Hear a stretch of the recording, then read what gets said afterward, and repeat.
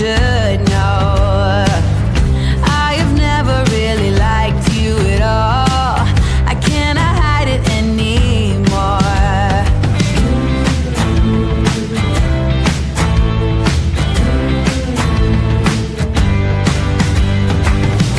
I've been thinking about the future, trying to forget about the past. So many ways that I could change for the better. Don't even know where to begin. If I allow myself to dream, will it be as good as it seems? Pull me out of this place in the middle, nothing more to embrace in the middle,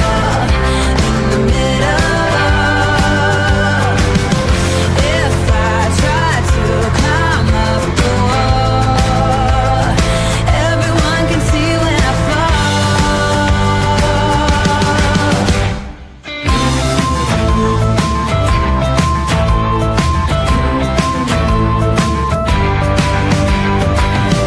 Take me up into the mountains, send me off into the wild. Misery is still a path I would choose if the alternatives are worse. I guess it's time to find a friend, one who will stick by to the end. Going out of my mind in the middle, wasting all of my time in the middle,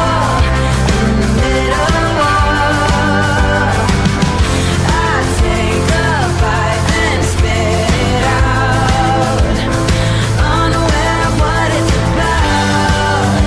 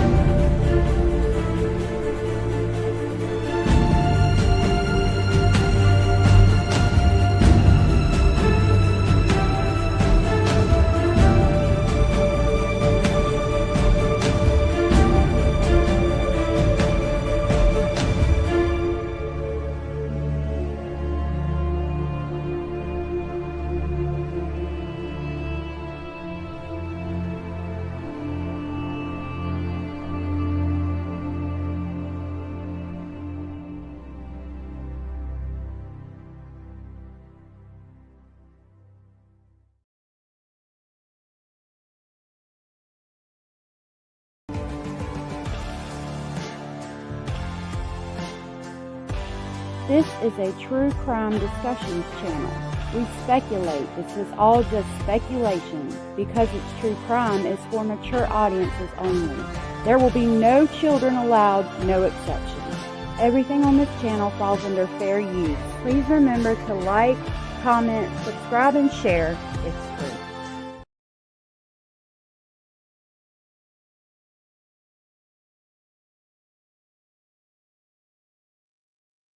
Hey y'all, I was hotboxing my cigarette. Hold on just a second. I gotta put my headphones in. Y'all, I saw some shit today and I was like, what the hell? Have we not been here before? Have we not been here before? Thank you. We're gonna discuss some actual news. I will check the articles you sent me. There is a new news clip that has come out on Jack and Lilly today. We will obviously be talking about Jack and Lilly. We do have some actual news that came out. And then we saw, I got to do it. We saw something. So Hio, this is Hio's fault. Thank you, Hio. She sent me a clip, and immediately, like I had the thumbnail made for today. We were going to talk about the canine report with Sebastian, and as soon as I saw that clip, I was like, this was me. What the helly? What the helly Yante? What the helly What the helly Barry? What the hell? I said, what the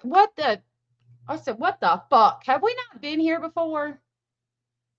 Why are we even still talking about this guy? Like, y'all realize that he thought that the children were on the excuse me, I didn't mean to say Indian, I apologize. Native American reservation.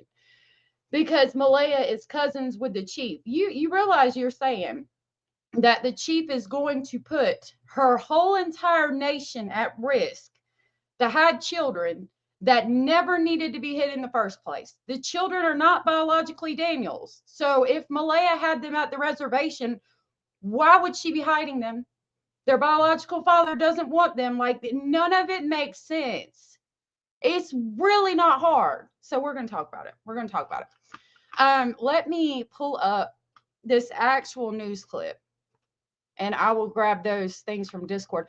I did get Starlink hooked up. So we have Starlink now. Everything should be better. Hopefully. I've only got a couple of things on it. So hopefully that will be better. Hold on. Nope. Go back. Okay, let's play this. Oh, hold on a minute. What the hell? I said, what the helliante? What the Halle Berry? All right. So this is an actual news clip from the CBC. It just came out 3 hours ago. So let's review that real quick. Newly released court documents in the case of missing children Lilly and Jack Sullivan provide a closer look at the relationship between their mother and stepfather. The latest details come from lifted redactions CBC and other media outlets have been fighting for in the case. The documents include an affidavit filed by RCMP that explains the investigation to date. Malaya Brooks Murray and her boyfriend Daniel Martell were together for about 3 years before Jack and Lilly disappeared on May 2nd. All of them lived in the Lansdowne trailer where the children were last seen. According to the documents, Martell told police they'd been fighting about money. His mother also referenced financial difficulties. The new records disclosed that in an RCMP interview, Brooks Murray said Martell would try to block her, hold her down, and once he pushed her. She said he would also take her phone from her when she tried to call her mom, which would sometimes be physical and hurt. Martell provides a different account. He told police their relationship was good and they had ups and downs like any other couple. He said they would yell at each other when they were fighting, but there was no physical violence in their relationship. Okay. I mean, he could consider ups and downs normal. Pushing her is definitely physical violence, but not everybody considers that. He could be thinking along the lines of, like, punching her in the face or something like that. Regardless, it appears that there probably was some physical violence in the relationship. I think there could have been a lot of things going on in that relationship. However, if they had done something to those children, I think we would know by now. honestly. RCMP Staff Sergeant Rob McCammon confirmed the nature of their relationship at the time of the children's disappearance is part of the investigation. Are any of the children's family members considered suspects in this case? I wouldn't say anybody's a suspect. Again, we continue to gather information. Did y'all hear that? Nobody is a suspect in this case. Just to underline that, and I'll back it up. I thank you for the compliment, and I'm sorry I didn't say hey to y'all. I just got right into it this morning. I appreciate each and every one of you for being here. Marilyn, good to see you, my love. I got some of them, like the one I was wearing yesterday, I got on Temu like several years ago. This one, I don't know where I got it, but I want some more like that. I'm going to look on Amazon. If I find some more again, I will let you know. Karen says they are all suspects in my book. And I get that. And I do want to say that if you are here and you feel completely 100% different than I do, please share your thoughts and opinions. You won't be attacked over here, and I will listen to what you have to say. And we can talk about it. I want to reiterate what this man just said. Just to put it out there, like I'm going by what law enforcement is saying, right? You know what I mean? Are any of the children's family members considered suspects in this case? I wouldn't say anybody's a suspect. Again, we continue to gather information and whatever evidence that we are able to find, and we'll make our decisions based on that. But we are not in a position to really comment on suspects or anything like that at this time. The key. And since we're there, we're going to jump over here real quick, which I will probably show you this several times throughout today's live.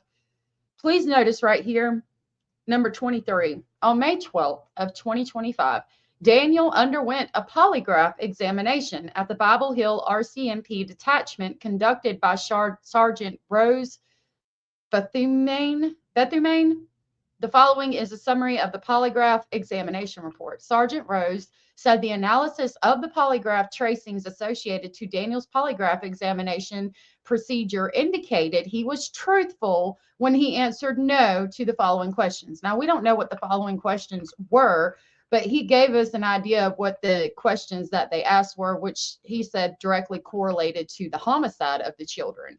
However, I mean, everybody wants to say that Daniel did this, he hid the children, et cetera, et cetera. We can play semantics all day. At the bottom line is he passed the fucking polygraph, and so did Malaya. She was found to, right here, B. If you want to, let me read the whole thing just to be grammatically correct. On May 12th of 2025, Malaya underwent a polygraph examination at the Bible Hill RCMP detachment conducted by Sergeant Dawn. The following is a summary. B, she was found to have been truthful when answering the following questions. And then investigators comment, at this point in the investigation, Jack and Lily's disappearance is not believed to be criminal in nature. I do have reasonable grounds to believe a criminal offense. I apologize. I'm over here talking shit and can't even read. I do not have reasonable grounds to believe a criminal offense has occurred. Because Jack and Lilly are still missing, polygraph examinations were conducted with the intention of ruling out that possibility.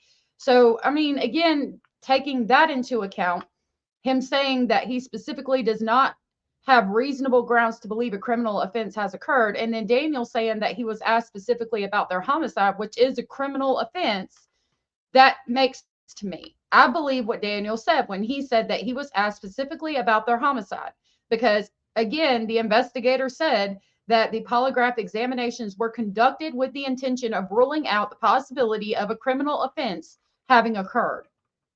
And I really think if Daniel hid the children, I don't think he would have passed that polygraph. I'm sorry, I just don't. I'm with Mrs. North here. Good to see you, Mustang, and Mrs. North. Everybody, good to see you. Mrs. North said, I personally think they were kidnapped. It's the only thing that makes sense. I do too. We have the documentation that states there was an eyewitness who saw a woman in a gold sedan with one of the doors open, and there were two children that looked a little bit older than Jack and Lilly Sullivan walking down the road. I don't know where you live at, but where I live at, if there is a gold colored vehicle on the side of the road with the door open trying to coax two children into it, First of all, I'm going to stop because I'm a nosy bitch and I'm going to be like, what the hell's going on here? But second of all, I mean, I can't think of a scenario where two small children, a boy and a girl, are walking down the road and somebody's pulled over trying to get them in the vehicle unless they're trying to kidnap them. I'm sorry. That's just me. Maybe call me fucking nuts if you want to. The case is still being investigated under the Missing Persons Act and has not moved to a criminal investigation.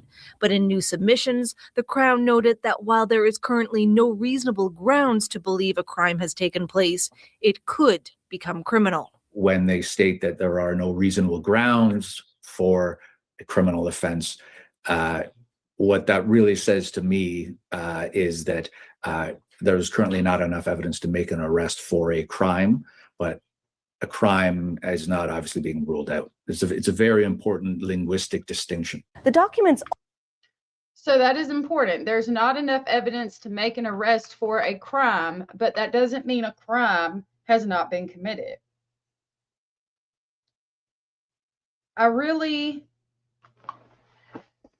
I don't think that Daniel and Malaya again had anything to do with this because, I mean, even if we talk about what he just said, we don't have enough grounds to arrest somebody for a crime, but that does not mean a crime has not been committed yet. If we're talking about Daniel and Malaya specifically, I again highlight the investigator's comment. At this point in the investigation, Jack and Lily's disappearance is not believed to be criminal in nature. I do not have reasonable grounds to believe a criminal offense has occurred. Right here, because Jack and Lily are still missing, polygraph examinations were conducted with the intention of ruling out that possibility. Polygraph examinations were conducted with the intention of ruling out the possibility that a crime had been committed. So while I backed it up, there might have been a crime committed here. I really think that they ruled out Daniel and Malaya as being the people who committed the crime. Black Knight, I wish I knew. You know, May is just around the corner. Them children are going to have been missing for a year. Hey, Jenny Jen, Miss King of Everything. Good to see you. Yes, we are early today. Hey, Hannah, and everybody. Thank you for being here. We are early today. I've got some appointments with the littles this afternoon. It could become criminal. When they state that there are no reasonable grounds for a criminal offense, what that really says to me is that there's currently not enough evidence to make an arrest for a crime, but a crime is not obviously being ruled out. It's a very important linguistic distinction. The documents also say RCMP are using technology-based investigative techniques which may provide information to support criminality and help find Lily and Jack. Angela. Let me back that up and hear what she had to say again. Also say RCMP are using technology-based investigative techniques which may provide information to support criminality and help find Lily and Jack. Angela McIver, CBC News, Halifax. Okay. So they're still looking into the disappearance, obviously, because the children are still missing. Give me just a second. I'm trying to log in so I can get these articles real quick. I've got to log back into the Globe and Mail. While I do that, I'll pull up this video that had me saying, what the hellion? What the helliante?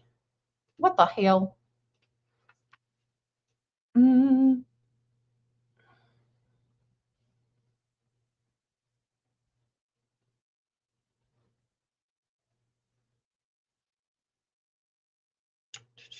Hold on just a minute.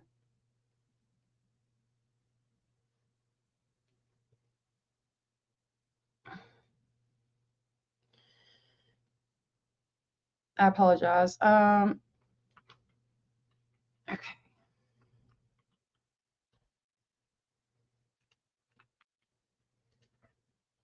So we're going to be talking about this video that I'm going to pull up onto the screen, but I'm not going to go over it yet. We're going to pull up these articles while we're talking about actual news articles and actual verifiable information.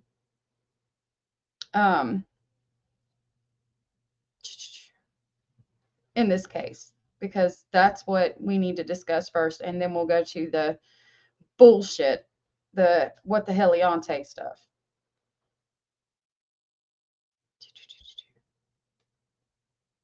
Oh, I have to pay for the Globe and Mail, so you have to give me just a second so that I can pull it up. Okay, thank you. Okay, it's processing. Have y'all seen this video? It's from AB, and they have 27,500 subscribers. And I think they are like the deception detective, and going over, like, he's breaking down this article. All right. I mean, this phone call that he got and decided to go over with Sunny on the YouTube channel. It's a crime and shame, I do believe it is. I've got it now. Apologize for the wait. I had not checked Discord first, and I should have done that. That way I would have already been logged in and paid for the subscription. Oh, hold on a minute. Let me grab this one. All right, we're going to go over this one first, though. So this reads, court documents shed light on relationship of mother and stepfather of missing Nova Scotia children. Now, we might get more in here. It could be like the video we just read. It reads, newly released court documents in the case of Jack and Lilly Sullivan offer more details on the relationship between their mother and stepfather leading up to the children's disappearance more than 8 months ago.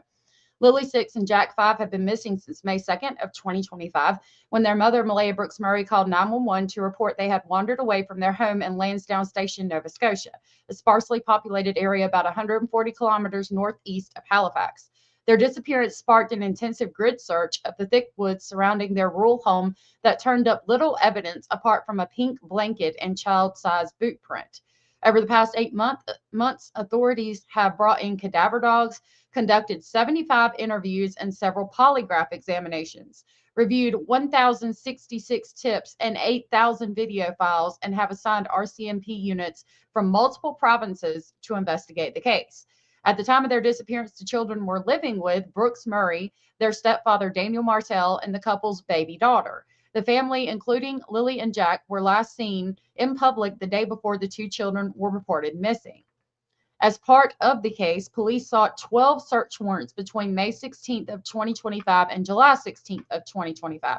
So again, I mean, they have been very thoroughly investigated. Spare time, good to see you and nice to meet you. Anders, good to see you. Well, why haven't they arrested him for domestic assault? That's a good question. My answer or my thought process would be that Malaya would have to pursue him. Now, sometimes, like, for instance, I was in a relationship that was very abusive. That was when I was very young and I was groomed. And anyway, I got choked on Mother's Day and there was marks on my neck, and the police picked up the case because I dropped the charges. That can happen. But I think Malaya would have to go to the RCMP or the police. I don't know what they're called there, and I apologize because I'm from the United States, but the whatever authority figure there. And I think she would have to say, hey, Daniel, pushed me, Daniel hit me, Daniel choked me, whatever. And they would have to see evidence of it or something. And then even if Malaya come back later and said, hey, I don't want to press charges, they would probably pursue the case from there. That would be my thought process on that. Royal Canadian Police. Thank you, Rhonda. Marilyn said charges are laid once the prosecutors can prove them. Just saying, that is 100% correct. Boom, boom, boom, bam. And if the prosecutors don't feel like they have a case that can prove that somebody committed this crime without a reasonable doubt, they're not going to pursue it. However, again, I mean, they've been investigated thoroughly, and this is the big thing for me. The polygraph results stating that both of them passed when it comes to specifically a criminal offense having occurred. Like, I don't know. I've heard of it being done with sociopaths that could pass polygraph test, but I don't know of many people who can pass a polygraph test and be lying. Malia doesn't have to have him charged. Police can charge him. I've been through this in Ontario, Canada. I didn't have the choice whether he was charged or not. Okay, spare time. My question would be then, maybe, okay, did you go immediately after it happened or had some time passed? And I'm sorry that that happened to you. Because with time having passed, maybe they aren't going to pursue it now, would be my thought process. I'm not sure. None of Rocks is number 28 on the thumbs up. If y'all don't mind, please hit the thumbs up. I looked into that, and let me star that, and we'll ask Uncle Google in a minute. I know they were saying it had, but I'm not sure if it actually had. All right, continuing with the document.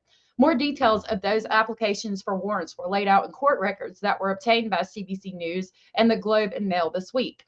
In those court documents, there are details of an interview conducted by police with Brooks Murray. She discusses her relationship with Martell, saying she moved in with him on his mother's property in Lansdowne around August of 2023. Brooks Murray was asked if Martell was ever physically abusive. Quote, Malaya said he would try to block her, hold her down, and once he pushed her, unquote, the document said. Quote, she said he would also take her phone from her when she tried to call her mom, which would sometimes be physical and hurt, unquote. Meanwhile, Martell told investigators they had recently been fighting about money, but otherwise their relationship was, quote, good, unquote. Quote, they have ups and downs like any couple, unquote, the documents said, recounting what Martell told police during the interview. Quote, he said they would yell at each other when they were fighting, but there was no physical violence in their relationship, unquote.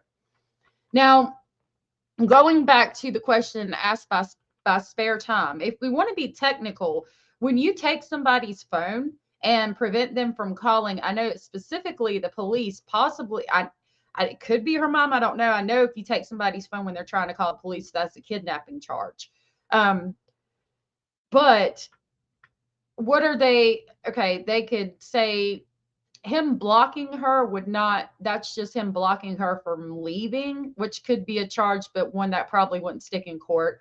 Holding her down, and once he pushed her, they could technically charge for, but it would be hard after all this time. And I think at the end of the day, they're not going to charge them for that because the main focus is finding Lily and Jack, not what's happened in their past. And they want them, when they ask them questions about things like this, they want them both to be completely honest because of the goal of finding Lily and Jack. So they're not going to hold against them like what they've said. For instance, Malaya said, he would block me and push me and hold me down. And he would take my phone from me when I would try to call my mom's, and sometimes that would physically hurt. I'm thinking that they're not going to go and arrest Daniel for that because at the end of the day, the goal is to find Lily and Jack, not to arrest Daniel for things that has happened in the past, unless Malaya was like, I want to press charges for that, right? Because they want them to continue to be truthful with them so they can work on finding Lily and Jack. That is my thought process right now. However, I'm not there. I wasn't there. I didn't see. I don't know. That would be my thought process, though. You said he was charged immediately, then took me to the station for video statements. Okay, so that would have been right in that moment. So that makes sense to me because in that moment, like that had just recently happened, right? So they would take you and they would say, you literally just did this a day ago, a couple hours ago. So yeah, they're going to charge him. Plus, I'm thinking, there's not a bigger picture that they're trying to get at with that situation. And again, I'm so sorry that happened to you. That's horrible. Domestic violence is awful. And I'm glad you got away with it. It was got away from it, not away with it. It was a shitty time, but I took my kids and ran. Enough was enough. He didn't get jail time, however, was on probation for 5 years, 10 years, weapon ban, and couldn't leave the country. Well, I'm glad that they did that. And I'm what makes me the most happy of all is that you got your kids away from there because that's dangerous. My daughter, I didn't think that she noticed she was very little when I was in a domestic violence relationship, and she was like 2 years old. And then one day we were laughing just loudly, and she freaked out. She stood in the corner and she like jumped and she started crying, and I realized that she thought we were fighting, and I left shortly after. I'm glad that you got your children out of there. Continuing with the documents. The article, I apologize. The documents also suggest that Lily and Jack's biological father, Cody Sullivan, had not seen the children in a few years, but was paying child support up until he lost his job 9 months before their disappearance. RCMP staff Roger McCammon confirmed the nature of the relationship between Brooks Murray and Martell at the time of the disappearance is part of the investigation. That's important. So he confirmed the nature of the relationship between Brooks Murray and Martell at the time of the disappearance is part of the investigation. That's interesting. And that might blow everything I've said so far out of the water. Quote, I'm not going to comment on anything being a factor, but I will say that any situation like that would be considered and followed up on by our people, he said in an interview. So that tells me that the hostile relationship is being looked into as part of the disappearance of the children. So maybe they are being looked at. But I would think if they are being looked at, how did they pass the polygraphs? You know what I mean? That is a really interesting statement. Hold on, my littles are knocking.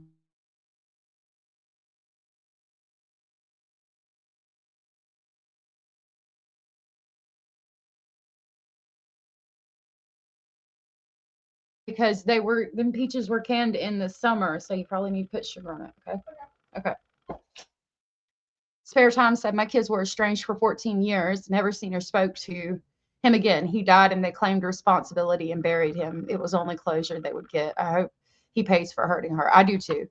When you're in a relationship and it gets physical like that, you should always leave. And I'm sorry that you went through that. I would say, I have been saying, they passed the damn polygraph. So they're not, but I think this article might have just proved me wrong. What he just said. Marilyn said, RCMP never show their cards in my experience. You're right. And a lot of people get upset about that and say, they're not doing their job. And I don't think that's it. I think they're just trying to keep everything very, very quiet because that's the best way to run an investigation. You know what I mean? You have a point, Karen. Karen said, look at how many times Ted Bundy passed his polygraph. And that is important. However, I don't think Daniel Martell or Malaya Brooks Murray are that good. Ted Bundy was like, he represented himself as a lawyer. Now he still went to jail he still got sent to death row. But I question if he represented himself in today's court, in today's world, I think he might would have got off. Because back then they knew he did it and they were going to nail his ass to the wall. However, by whatever means necessary, it was a very different world back then. Cops would arrest you and beat the fuck out of you just to beat the fuck out of you. I don't think Malaya and Daniel are smart enough to be able to pass polygraph like Ted Bundy did. And it would, but they asked if specifically about them being criminal in nature. I mean, again, Sergeant Rose said the tracings associated to Daniel's polygraph examination procedure indicated he was truthful when he answered no to the following questions. And it's redacted. Same thing for Malaya. She was found to have been truthful when answering the following questions, and it's redacted. And we can recall Daniel's interview where he said they asked him specifically about the homicide of the children. And I believe that because, again, the investigator's comment said at this point in the investigation, Jack and Lily's disappearance is not believed to be criminal in nature. I do not have reasonable grounds to believe a criminal offense has occurred. Because Jack and Lily are still missing, polygraph examinations were conducted with the intention of ruling out that possibility. What is that possibility of the disappearance being criminal in nature at that time? Now, that document came out a while ago, so they might have changed their mindset. This is from, where's the date? I don't know where the date is. Usually it has a date. I don't see a date.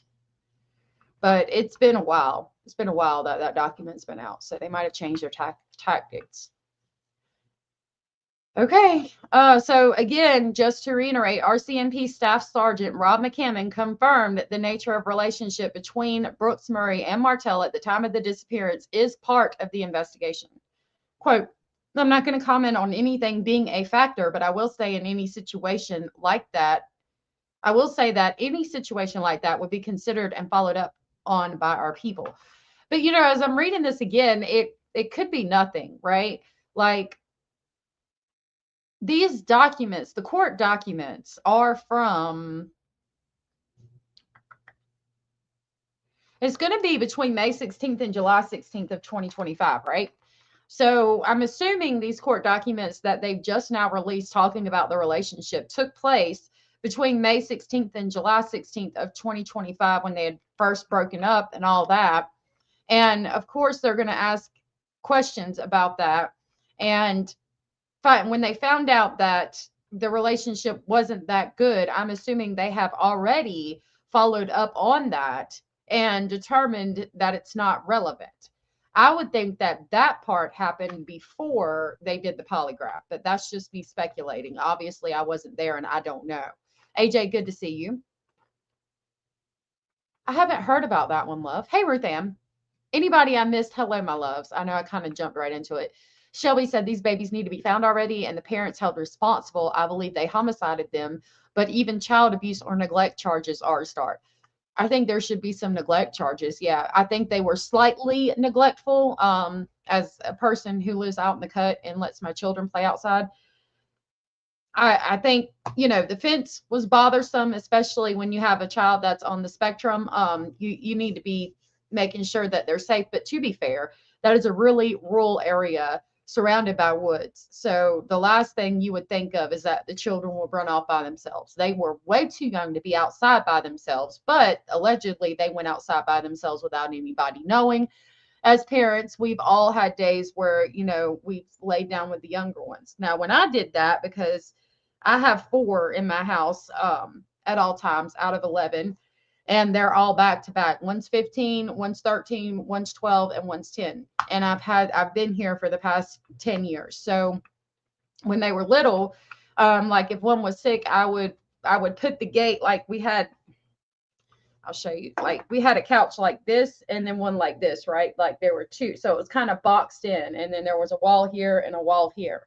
And between the couches, I put a gate, right? So they're all in the living room between the couches, the wall, the TV, and then there was a gate. And I would lay on the couch and kind of, close my eyes, but you're not really sleeping. You're listening to the kids play.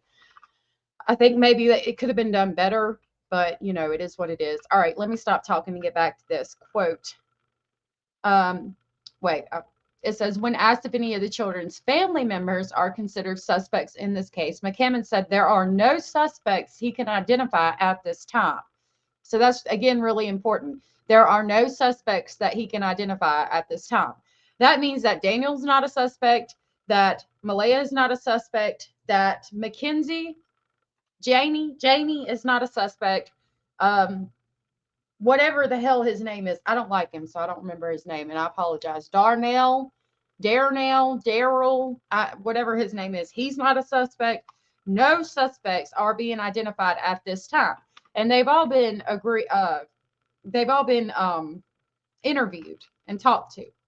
I believe there will be a whole slew of charges on both parents as time comes. They will hit them with everything at once. You think so? It's a possibility. I don't know. Yeah. Mr. Speculating had 8 and I had 3, so that made 11. That he can identify. True. Quote, I wouldn't say anybody's a suspect. Again, we continue to gather information, whatever evidence that we are able to find, and we'll make our decisions based on that, said McCammon, the officer in charge of the major crime and behavioral sciences. So again, I wouldn't say anybody's a suspect. We continue to gather information, whatever evidence that we are able to find, and we make our decisions based on that. So for me, that says that nobody's a suspect. They're still gathering information. If there was information or proof that Daniel or Malaya did this, I just feel like they would have been arrested by now. And if you don't, you're good. I completely respect your opinion. I just don't think that they would still be out here walking these streets. Continuing, the disappearance is still being investigated under the Provincial Missing Persons Act and has not moved to a criminal investigation, according to the RCMP. So that answers that question. This is not a criminal investigation. Really important to remember. It is not a criminal investigation at this time. It is still being investigated under the Provincial Missing Persons Act. The mysterious nature of Jack and Lily's disappearance and lack of answers in the case has fueled widespread speculation online amid international media attention. In submissions filed recently with the court as part of the CBC's applications to access records, the Crown noted that although there is currently no reasonable grounds to believe a crime has taken place, as the investigation persists, it, quote, could become criminal and persons of interest in the disappearance of the children might be identified. So that means that if they find evidence later down the road that tells them 100% that a crime has been committed, then they reserve the right to come back and say, you know, at that time, we felt like a crime had not been committed and there was no person of interest. However, we have since found, for example, a shovel with fresh dirt on it in Daniel's backyard. So now Daniel is a person of interest. He is a suspect and we are going to press charges. That's just an example. Hey, Max, good to see you. And Angela, good to see you. Abella said, I don't feel they had anything to do with it, just a feeling. I think they were picked up at the road. I do too. That's where I'm at. No, in Canada, it takes forever sometimes. Took 6 months here in Ontario, and an infant was found in the forest. Really? Damn, that's crazy, Spare Time. I'll have to look into that case. Anders, good to see you. Daryl, the guy that runs around YouTube talking shit, allegedly. I think it might be an AI generated photo. Okay. The Crown noted that although there is currently no reasonable grounds to believe a crime has taken place, as the investigation persists, it could become criminal and persons of interest in the disappearance of the children might be identified. The submissions also included an affidavit filed by the RCMP noting police are, quote, leveraging technology-based investigative techniques which may provide information to support criminality and uncover the whereabouts of the missing children. To me, that says they're using, like, for instance, checking the cell phone towers in the area to see if somebody's Wi-Fi connected to it and that person wasn't supposed to be in the area. And so they might look into that person, or that person denies being in the area at the time. They might look into that person and then file charges. Could it be related? It could be related to anybody. Marilyn said, dun, dun, dun. Crystal, good to see you. Derwood. That's his name. Let me write it down. Yep, shit. No, I just don't like him. I shouldn't say that. Derwood is his name. I think that some of the things he thinks is just out of the realm of possibility. Okay, McCammon said those techniques include the use of sophisticated drones and video review programs. So that would be specifically, I'm thinking, located to the woods. Like if they were out there, their bodies were out there in the woods, maybe they have drones that can detect bones or something. I don't know, not to be graphic or depressing. Michael Arntfield, a former police detective and professor at Western University in London, Ontario, said the Crown is choosing its words carefully in its submissions. Quote, when they state that there are no reasonable grounds for a criminal offense, what that really says to me is there is currently not enough evidence to make an arrest for a crime, but a crime is not obviously being ruled out, unquote, said Artfield in a recent interview.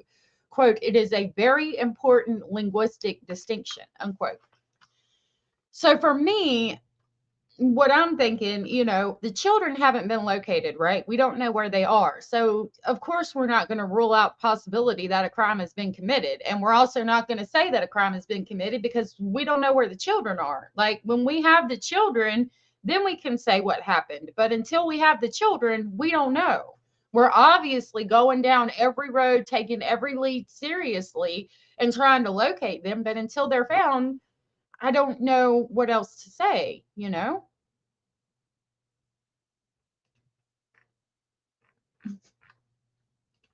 Spare Time said, I agree. It's the evidence that they need to convince a jury. Exactly. Yep. Boom, boom, boom, bam.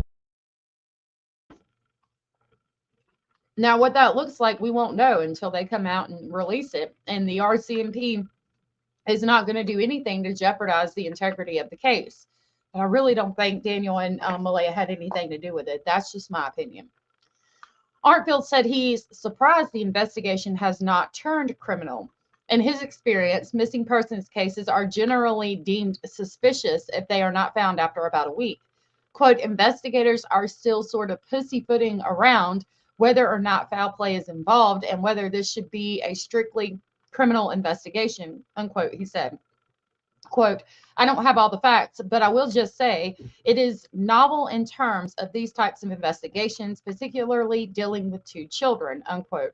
Buchanan said once the investigators have gathered all the necessary information, quote, will make decisions on any criminality that may be relevant to the case, unquote. I mean, so again, that's saying that, like I just said, we don't know where the kids are. So until we locate the kids, we don't know if a crime was committed. We don't know if they wandered into the woods. We don't know if somebody picked them up. But once we get all the evidence we need to say exactly what happened to Jack and Lily, then we will pursue whatever charges are necessary. Oh, sorry, I didn't even hit the mic. It's pretty straightforward for me. That's the way I take it. I have to wonder if they were approached in the store for someone to give them cash for their kids. We have serious issues with this in Walmarts in Ontario. That's insane. I hope not. I heard that when they went to that Dollarama or wherever they were, Daniel met his coworker in the parking lot and something about a paycheck from work. But that was the last I heard about that. It's a possibility, right? Because they asked about the children specifically being homicided, or let me be correct. Oh, I scrolled up. Hold on just a minute. I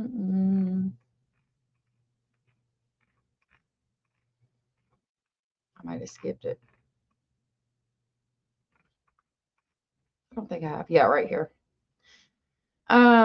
It's not believed to be criminal in nature. I do not have reasonable grounds to believe a criminal offense has occurred.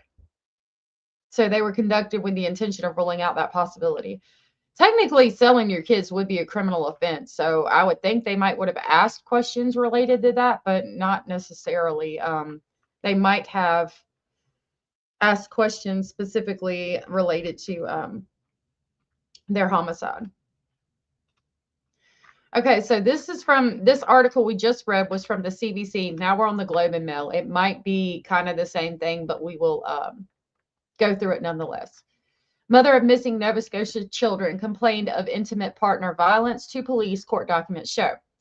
The mother of Jack and Lilly Sullivan, the missing Nova Scotia children who disappeared more than 8 months ago, told police in the early stages of the investigation.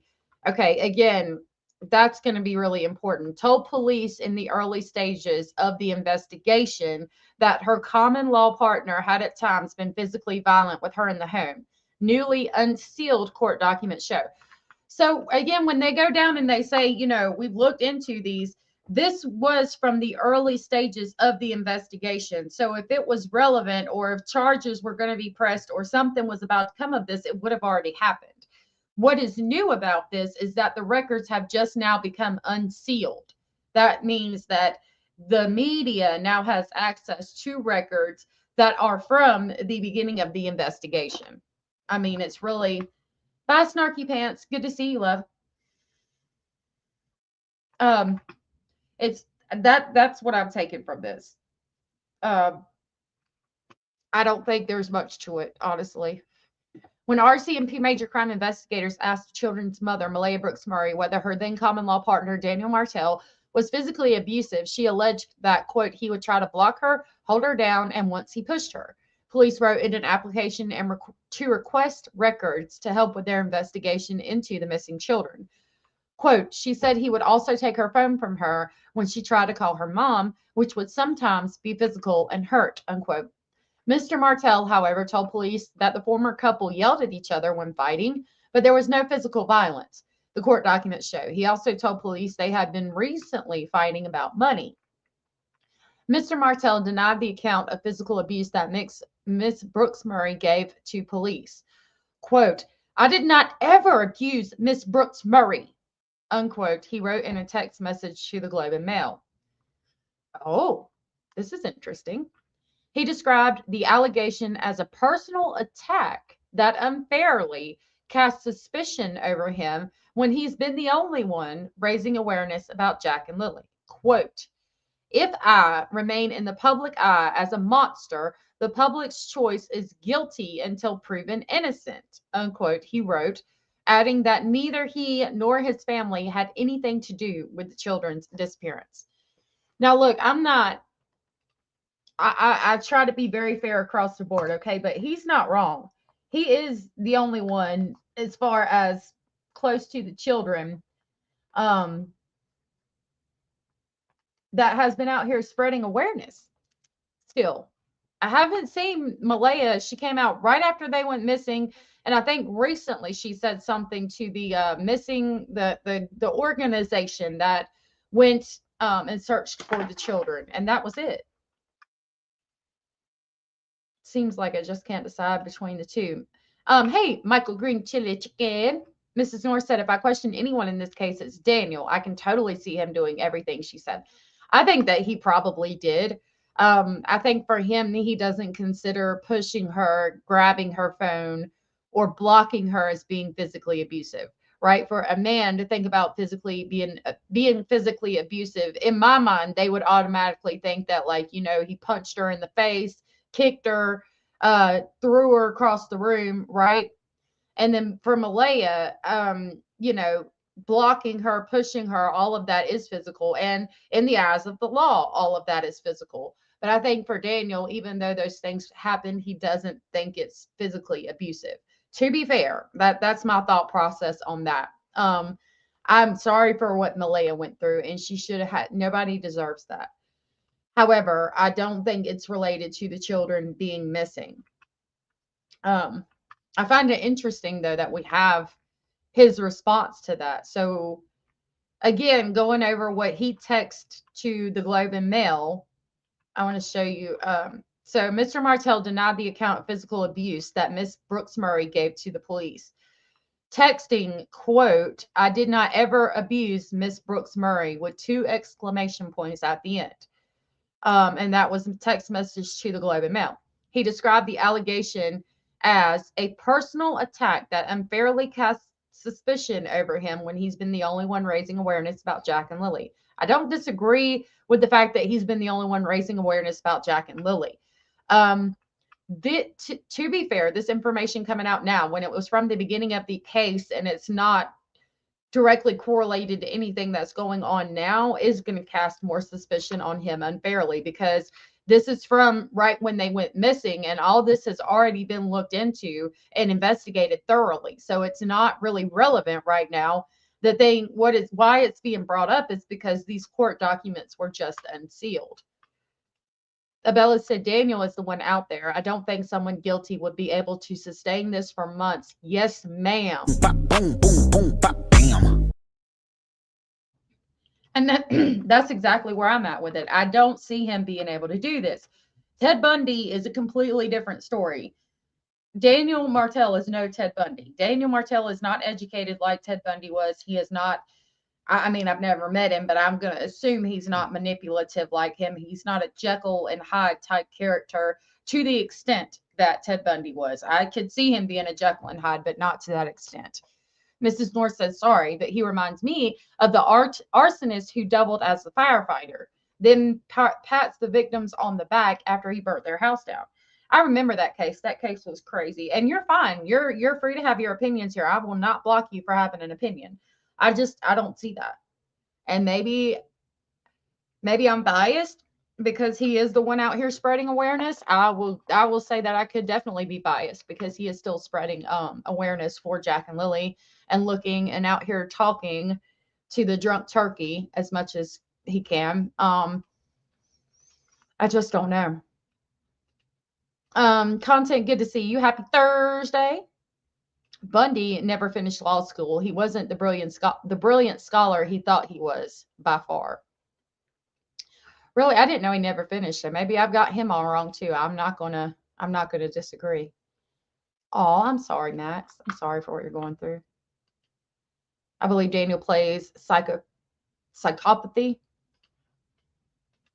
Maybe. Okay. He also said, quote, "If I remain in the public eye as a monster, the public's choice is guilty until proven innocent," with 2 exclamation points behind it, he wrote, adding that neither he nor his family had anything to do with the children's disappearance. The abuse allegation has not been tested in court, and Mr. Martell has not been charged with any offense. The documents show that Miss Brooks Murray told police about the alleged abuse during her 5th statement, almost a week after she broke up with Martell and moved away with their toddler. So this is going to be about a week after the children disappeared, y'all. Like, again, if there was anything coming from it, any kind of charges, that would have already happened. And while the relationship between them is looked into, and it's all of this stuff is going to be taken into account when we're investigating the disappearance of Jack and Lilly, it's already happened. Like, we're going on 9 months now. If their relationship was relevant or correlated to the disappearance of Jack and Lilly, more than likely we would have already seen something from it. He would have been put in jail for the abuse of Malaya Brooks Murray while they continued to gather evidence proving that he killed Jack and Lilly, if that's what they thought happened. In my mind, that's how it usually goes in my mind. Could I be wrong? Absolutely. Again, I wasn't there. I don't know, but that's what my mind thinks. The allegations were recently unsealed after a legal application by the Globe and the CBC to Nova Scotia judge to release more information concerning the early stages of the investigation into the children's disappearance. Lily 6 and Jack 4 were reported missing by their mother and stepfather on the morning of May 2nd. Miss Brooks Murray called 911 around 10 a.m. to report they had wandered away while she and Martell were sleeping with their toddler at the home in the remote hamlet of Lansdowne Station. That's super important for me because with it being such a remote area, they thought the children would be okay.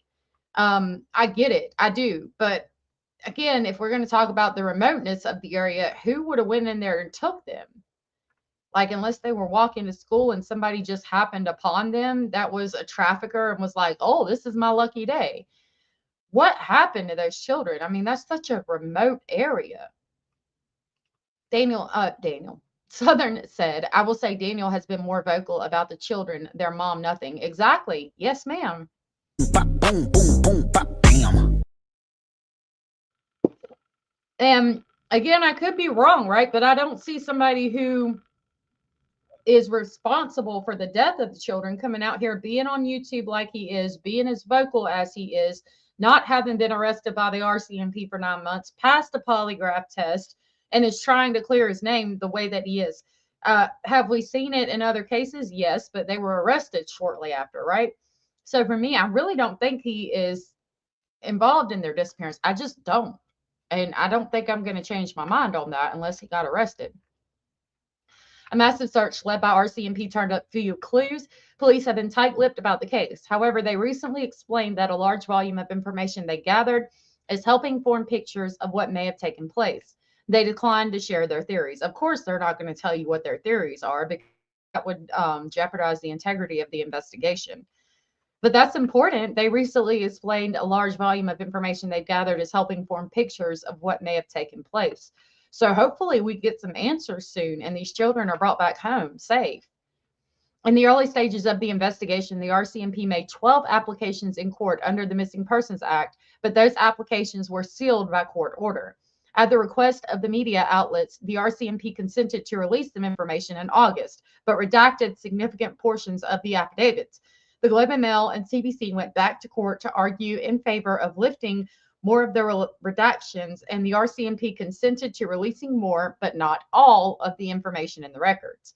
One of the reasons cited by RCMP for maintaining the redactions is the possibility that the investigation could turn criminal and that the release of such information could compromise an investigation. Look, I'm sorry, but I'm with the RCMP on that. Like, if there's anything that you releasing would compromise the integrity of this investigation, don't release it until them children are found. We need them children brought back home. We need to know that they're safe. Cara, good to see you. Said, I think, excuse me, Gregory Scarpa, who was a mob hitman, was an FBI informant taking down other mob bosses before being convicted of the horrible things he did. They made a movie about that, and I watched it. I can't remember the name of the movie, or it was a show. It was really good. And yeah, that did happen. He was an informant in Boston. He grew up in Boston, a part of Boston, I forget, South Side or something. And anyway, he grew up with all these boys, and he became an FBI informant while simultaneously killing people and turning in his rival mob bosses and stuff. Carr said, so the point she was making was that it's possible to work with law enforcement while maintaining innocence. And that's true, but to the extent that they have, I don't know. As far as Daniel goes, I think he might have had, the guy you're talking about might have passed a polygraph too. That was in the mob, but technology wasn't what it is today back then. So you got a point. Trevor McDonald interview, right? I don't know. I'm not sure, love. The Departed. It might have been, probably. It sounds familiar. Yeah, The Departed. Probably. Okay, continuing with the article. Quote, when an investigation is ongoing, it is difficult to know what information, if made public, would compromise future investigative steps. While at this stage, we do not have reasonable grounds to believe a crime has been committed. The assessment could change as we move forward with our investigation, unquote, wrote the RCMP Corporal Charlene Curl in a January 8th affidavit. And I mean, that's normal. That's exactly what they would say. Obviously, we don't have the children. We don't know what happened. So therefore, we're not going to release information that could hinder us from getting these children back and locating them safe. I know, Abellis. I agree. Corporal Curl said in the document, quote, the RCMP continues to explore all avenues and are leveraging technology-based investigative police techniques, which may provide information to support criminality and uncover the whereabouts of the missing children. So again, we don't know where they're at, but you know, if we find out a crime has been committed down the road, we're obviously going to pursue that. The article continues, the newly released information shows that investigators were focused on learning about the home life of Jack and Lilly in the early stages of their disappearance. The Globe previously reported on their family situation, including alleged coercive control that affected their mother, the parents' financial struggles, as well as admitted drug use by their stepfather, multiple black eyes on the children, a visit from Provincial Child Protection social worker to investigate the reports of abuse or neglect. Willie Brooks Murray did not respond to a request for comment. Previously, she has denied involvement in the children's disappearance. Now, what they're talking about is, remember when we got the information from the school district that Jack and Lilly kept showing up, and we have that picture of Jack with that real black eye, and they talk about them not having proper clothing for the weather. They would keep clothes at school for Jack and Lilly. So they had coats and all of that. And we heard that CPS was involved, and Belinda Gray was upset about the fact that CPS was involved and that nobody really did anything. Hannah said, in my opinion, unless there's proof of any kind of abuse, being with parents or family is better than being in foster care. If Jack and Lilly are located and they are safe, I know that they're going to be placed with somebody that would take care of them. I'd guess I would think Belinda Gray would get them, if I'm being honest. They might go back to their mother, but I would hope not, considering that they already went missing once from her. Other information in the documents that is still sealed relates to the wording of questions asked of Jack and Lily's parents and others during polygraph tests. So again, that is this document over here. They're saying that V2 privileged information, that redacted part, is still redacted, and they're not releasing that.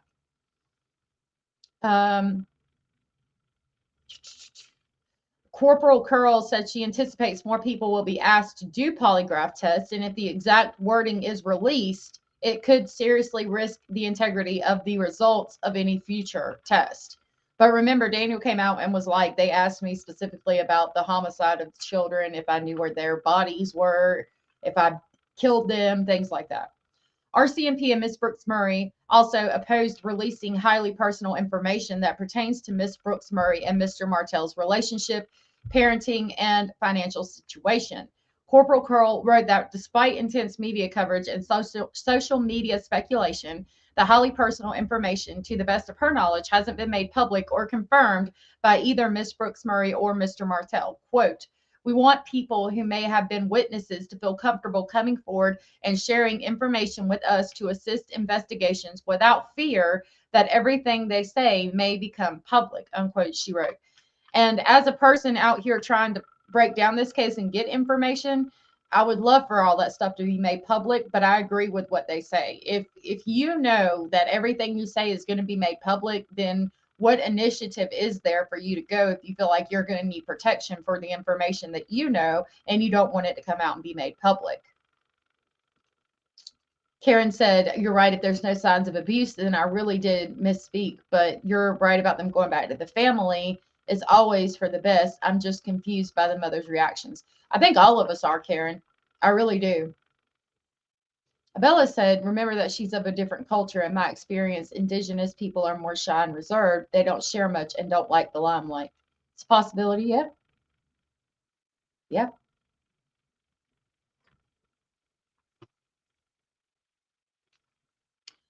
Miss Brooks Murray, okay, we read that. Miss Brooks Murray, whose father is Migamak.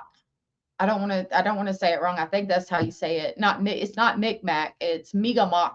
Migamak, I think, is a member of the Spikanakte First Nation. I apologize if I said that wrong. Her lawyers asked the court to consider harm to her dignity through an Indigenous lens, noting that anti-Indigenous stereotypes are pervasive and harmful. I had no idea that was there right when I read your comment. Like that comment that I just read from you aligned with that statement perfectly. So again, that says Miss Brooks Murray, whose father is Migamak and is a member of the Spikanakte First Nation.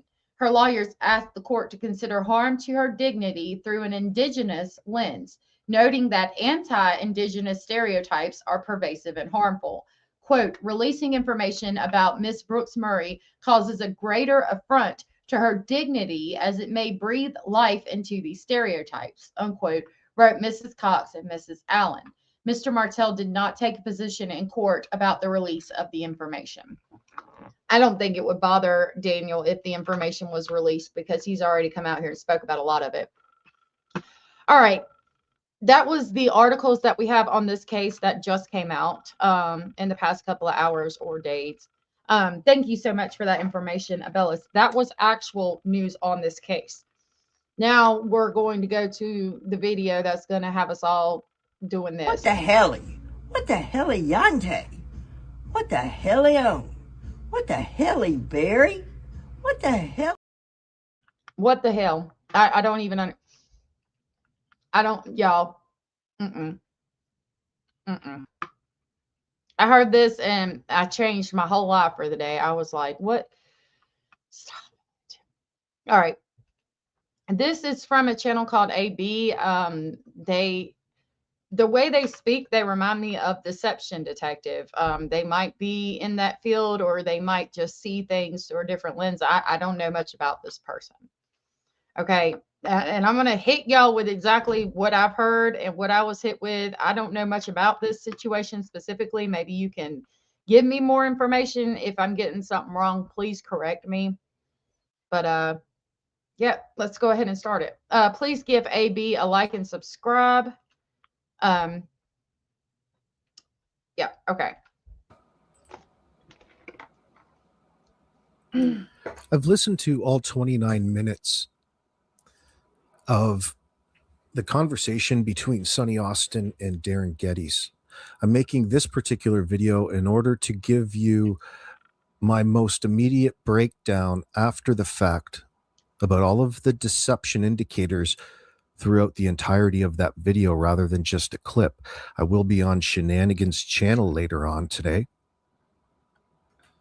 where we will no doubt be talking all about this particular interview and phone call. Now, I think it didn't send. I was trying to pin this comment. You like AB.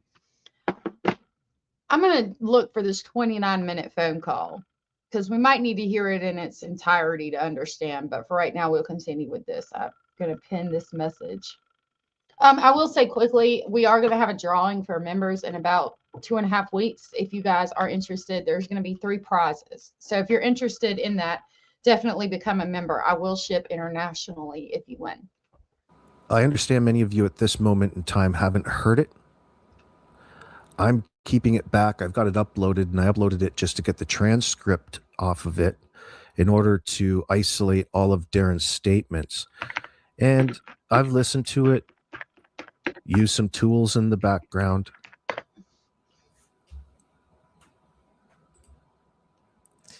The overall structure and intent from the conversation is high control and scripting, which itself is an indicator of deception.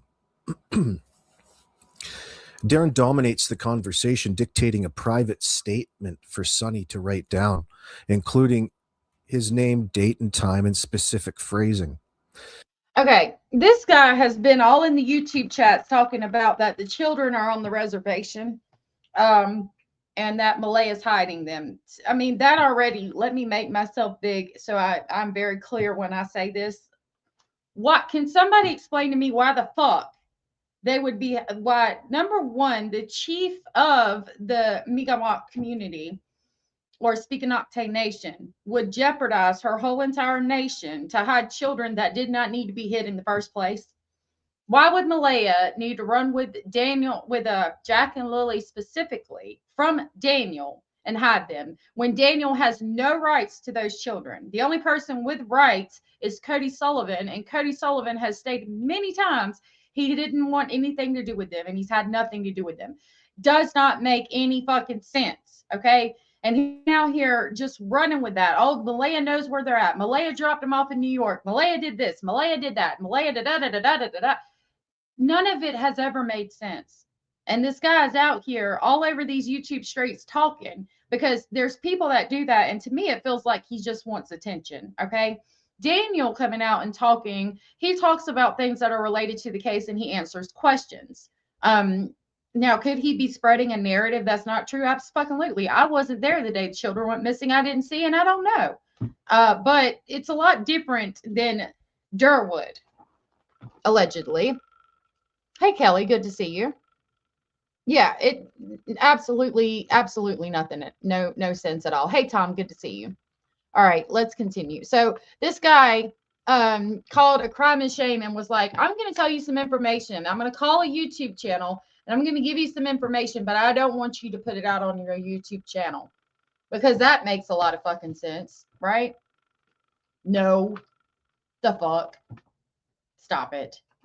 This is unusual for a casual call, of course. It's like creating an alibi or preemptive defense. He repeatedly emphasizes trust and private. For example, he says, this is a private conversation right now, and you do not push this out, and I trust you, which could be rapport building, but often signals manipulation to control the narrative. I mean, yeah.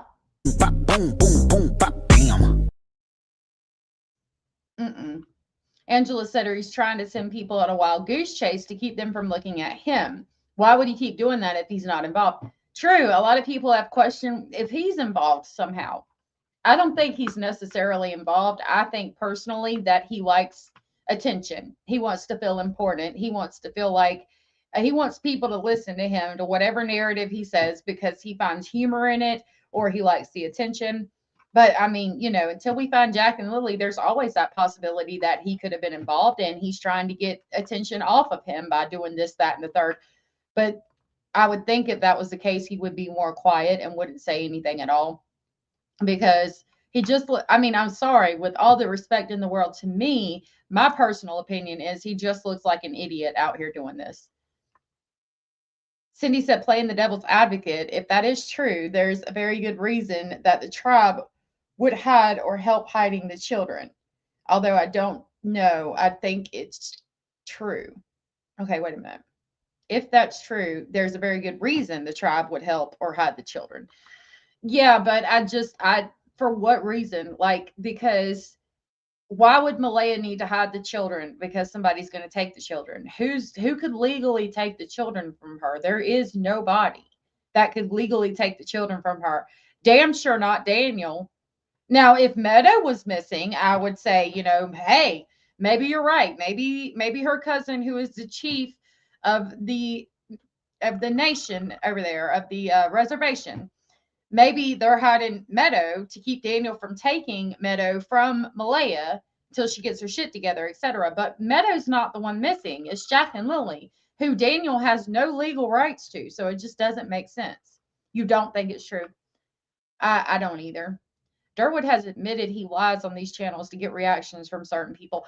AJ, good point, and I think the person that we are listening to is going to speak on that as well. Like, I mean, you're coming out here and admitting that you're lying to get reactions, and y'all are still paying this man attention. Stop, please. I mean, if I could guess, I haven't done a lot of research into him, but Daniel probably hasn't even talked to this man in years. Before he admits to lying previously, which is very important to all of this. He admits to lying previously. He uses this statement, I apologize for some lies that I've had to tell to catch these people off guard, framing it as strategic. This is a classic deceptive confession, admitting minor deceptions to downplay larger ones. It also shifts blame to the game he's playing, portraying himself as a hero investigator. Sir, please take 15 motherfucking seats. I'm gonna need you to take 15 fucking seats, Derwood. Just stop it. Stop the semantics. Stop the bullshit. Stop it. This scripted nature suggests preparation, not spontaneity, which deceivers use to rehearse stories. High likelihood of deception. Moving on to some of the inconsistencies and story shifts, which is a strong indicator of deception. So as far as this being Derwood, I don't know. I'm assuming it is, but to be fair, if you look at this liquor bottle, like that picture kind of looks AI generated to me. So somebody might have taken a picture of Derwood and AI generated it. But it could be an actual photo of him. I'm not positive. That's why we're here making this video, of course, Derwood. Darren claims he hit a dead end publicly, but reveals it's not over, admitting he's been defending Daniel to gain trust, only to now go after them and turn on Daniel. I'm sorry, but anybody, I wouldn't trust this man, much less Daniel, who knows somewhat of him or about him. What makes you think that you out here lying is going to gain the trust of Daniel, who has passed a polygraph test, who has been at the center of the investigation for 9 motherfucking months? Why do you need to gain Daniel's trust? I mean, again, you're not the RCMP. You're not a private investigator. You're not. What do you? I can't get down with Daniel's involved. I can't. I just can't. I think it might be, but I'm not sure. You think that's an Arizona tea bottle? It could be. I'm not sure. Hope it is. He's got the red nose of somebody that drinks a lot. He might. I don't know. This flip-flopping, I used the term that he used, it's going to go almost exactly the opposite way that I've been saying online. Aligns with prior, it aligns with other things where he worries about being framed. Here he projects that onto Daniel. So you're lying to gain Daniel's trust, and now all of a sudden you're going to flip and say Daniel's responsible? Like, no, I think people started to pick up on the fact that he was full of fucking shit, and he had to come out with something salacious. So he calls the creator of a YouTube channel, is like, hey, I'm going to tell you some stuff. You don't tell nobody. You keep this between us, even though I'm talking to a fucking YouTube channel who's going to put all this on the internet. You don't say anything. You keep this between us. I'm going to tell you, I'm sorry for lying. I've been lying. I'm sorry. But Daniel did this. Stop the cap. Stop the cap, please.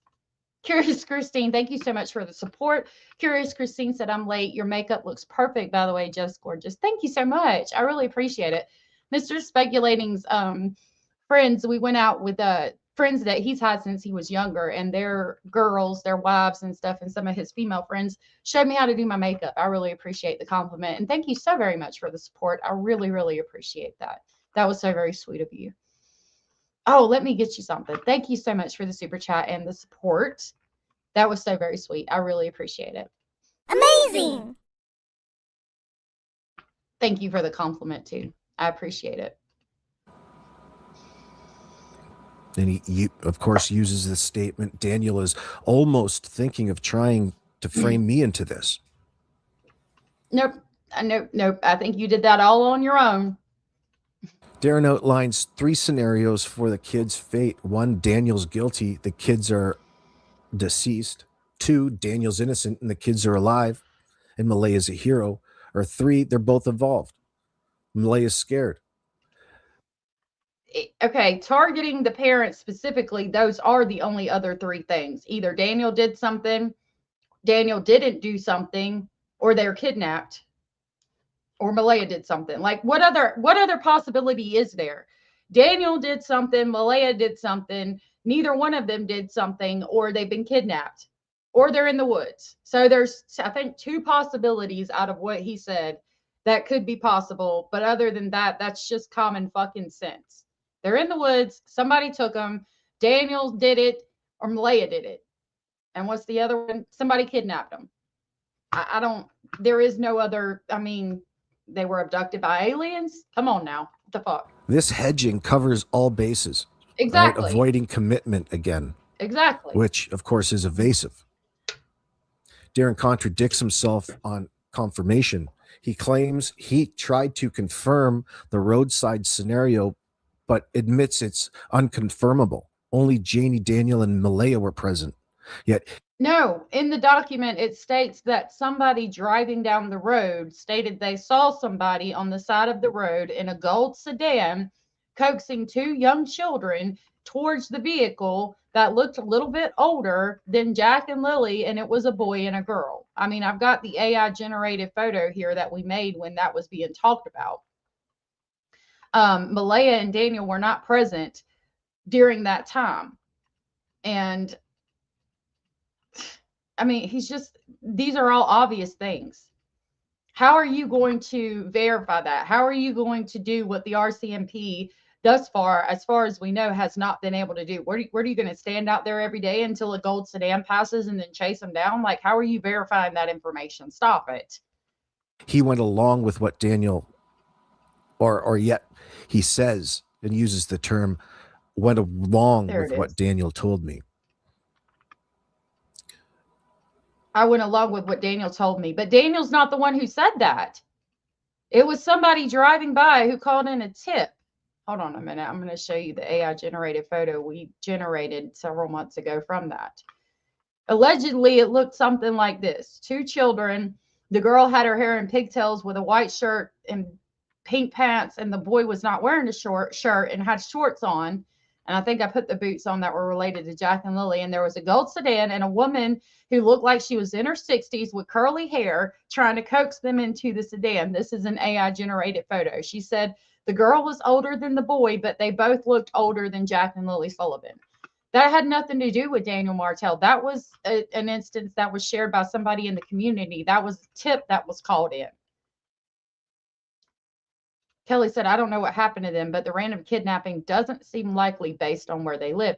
That's very important too, because they live in such a rural community. The only way I think they could have got kidnapped is if just by some chance, some trafficker had been going down the road and was like, oh, wow, there's 2 kids walking alone. Let me grab them. I mean, it is very unlikely. I think if somebody did kidnap them, that they would have some evidence on the trail cams. But to be fair, I don't know what they've got. Maybe they do have evidence on trail cams of somebody lingering in the area who scoped them out for days, unless, like I said, somebody driving down the road that traffics children just saw 2 kids randomly walking down the road and was like, this is my lucky day, heaven forbid. God, I hope that's not what happened. On the search, Darren questions why Daniel searched the woods if he knew that kids were shipped away. But this is presented as a gotcha he's about to use. Yet he claims he's already befriended Danny to sink himself If he's so insightful, why the delay?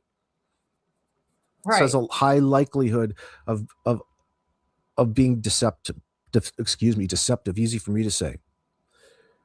Inconsistencies suggest constructing a narrative post facto, boy, common in fabrications, which Darren does a lot of. That's really important here. Darren does a lot of fabrications. So I'm sorry. I tell my children all the time, do not fucking lie to me, because the minute you lie to me, I'm never going to believe anything else you say. I'm going to think everything you say is a lie. Same thing with him. He's been known to fucking lie. So why is anybody believing a fucking word he says? No. Exit out. Exit out. What, content? That's sick. AM, good to see you. Nope. Abella said, I have a funny feeling about Daniel's brother, and also separately the bus driver. Yeah, Daniel's brother was allegedly living with his mother in the RV, and he's never been spoken of since the day they went missing. I think that's weird too. Now we want to go on to the next, speaking on qualifiers, hesitations, and repetitions. There's heavy use in this discussion between him and Sonny of qualifiers like quote, I believe, I think, almost, probably. For example, I believe there's going to be a huge turn. Or he also stated, I think he's trying to make it look like I was the guy. So these things are speculations, possibilities. I think they could. It's possible. Nothing concrete. I know. I saw. I heard. Do you get what I'm saying? And I quote, he's mildly intelligent. This softens statements, reducing accountability. Deceivers avoid absolutes. Possibly. Deceivers avoid absolutes. Deceivers will not say, I know, I saw, I was present, I was there, I did. It's, I think this could be possible. What if this? Maybe this will happen. Nothing concrete. Through Daniel and Janie, think about how they avoid absolutes in any of this linguistically. Repetitions for emphasis. He uses the term yes it is on turning on Daniel, and over and over on Daniel's story, and I'm stuttering before regretful statements. This could indicate stress or rehearsal. Hesitations or fillers. There's frequent mm-hms, yeah, okay, and censored words. So again, what he's saying is you hesitate when you're hesitating. Like, let's say, okay, you're on the phone talking about this case specifically, and somebody's like, so you think Daniel did it? Oh yeah, I fucking know 100% that he did it. So you saw him take the children into the woods. Mm-hmm. And then what did you see? Well, I saw him get knife, and like, you can tell that they're making up the story, like hesitations. I think I saw, stuttering. It's a story that you've rehearsed or something you're making up on the spot. If you asked me what is going on with the protest today, and I was going to lie about it. It's like, even thinking about a lie, I have to stop and say, they're out there protesting and there was a fight. Like, I'm making that shit up, and you can tell. It's obvious with the wait, stutter, and all that shit. Suggest pausing to think or self-censor Exactly. of sensitive information, of course. These are verbal leaks under cognitive load, but could also be natural speech patterns for this fool. I doubt it. Talking on the next point, projection and self-victimization. Darren projects deception onto others, accuses Daniel of being a pathological liar, a narcissist, a psychopath who believes his own lies and loves grandeur. This mirrors his own admitted lies and ego stroke. Exactly. Bop, boom, boom, boom, bop, bam. You're saying Daniel has the delusions of grandeur. That stuck out to me. Delusions of grandeur. No, that's you out here on these YouTube streets trying to get all this fucking limelight from this situation. That's you, sir. Tactics, such as him admitting to totally befriending Daniel to stroke his ego. He fears backlash He wants and being framed. I ain't stroking shit. He used the quote, of course, Daniel is almost thinking of trying to frame me. I was the guy that picked up the kids at the side of the road, echoing earlier things I've said. There wasn't a guy. It was a woman. I think there might have been a guy in the car, but it was a female in her 60s with curly hair, is what the document says. I remember that part. Previous video. No one else mentions this. It's unsolicited, suggesting guilty knowledge. Darren portrays himself as a victim/hero, OCD-driven investigator, an empath in customer service. So I think that's Sunny. Sunny said that. Sunny said she was an empath in customer service. I got that. I have that written down wrong. Helping an empath in customer service. Stop it. What the helly? What the helly Yante? What the helly What the helly Barry? What the hell? What the helly? To be fair, I think it's an AI generated photo, and Curious Christine said it could be an Arizona tea, but it does appear to be that way. Hey, Edith, good to see you. I use sir as a curse word. Leia, Darren says he's helping Malaya, but not punishing her, as though he's in a position to do all of this. He apologizes to all these different members of the family preemptively, which feels a bit performative. Not a bit, but it feels performative. And he is. Projection is a classic Freudian slip where deceivers attribute their traits and actions to others. Yep. I'm agreeing 100% with what this person is saying. Talking next about the unnecessary details and over-explaining, which is an indicator of fabrication. Now, to be fair, I hear that a lot, but I tend to over-explain things. But I think it's because of my past. I've been in really abusive relationships where I'm questioned about everything, as far down to what color the curtains in the room were. So, like, I over-explain, but it is a sign of being deceptive. However, because I over-explain when I'm telling the truth, sometimes I don't see it that way, but that's just a personal thing for me. Yeah.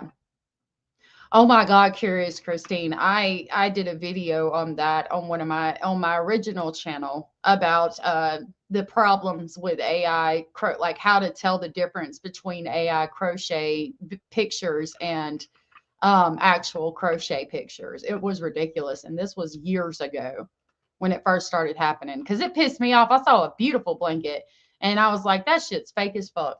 Elaborate scenarios. Darren details the ambulance meeting. This U-turn escape. Cell phone theory. Like, police gave Daniel a phone to hang himself. I think Sonny brought that up. And the kid's burial on the ground. He brought up, he used the term, the kids are in the ground a lot farther away than the search was. The kids buried.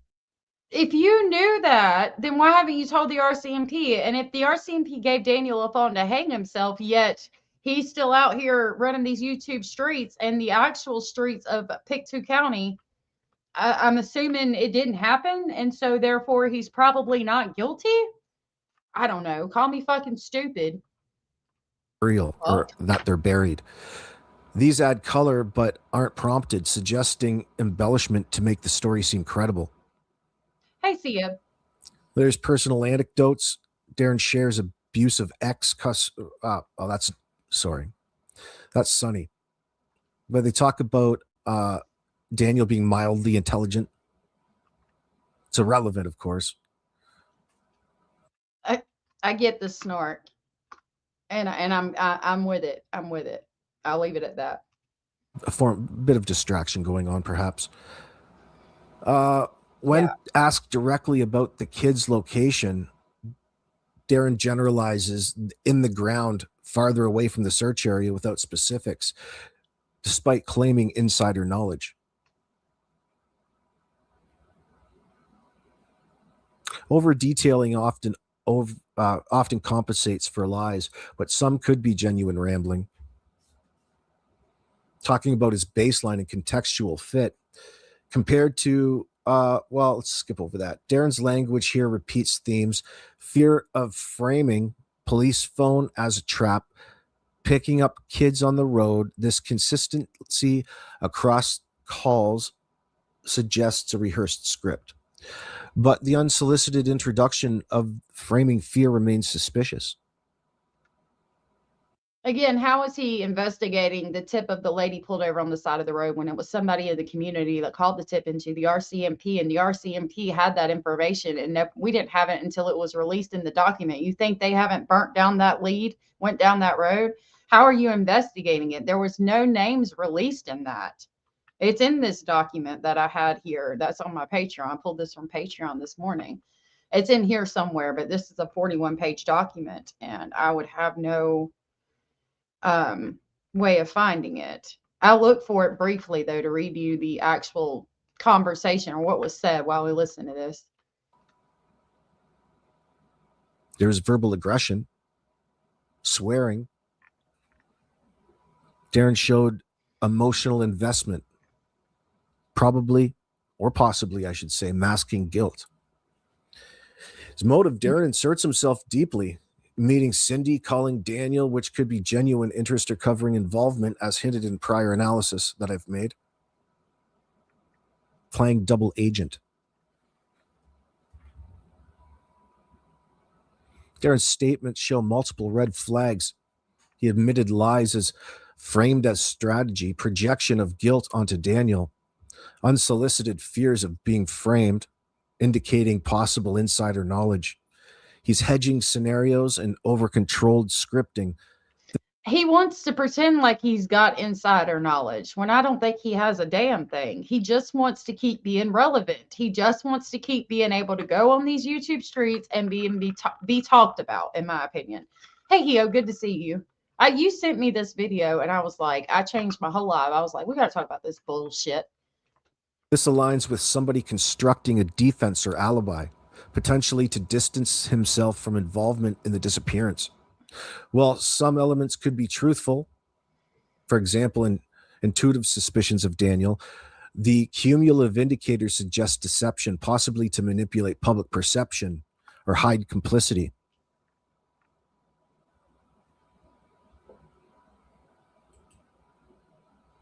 Yep.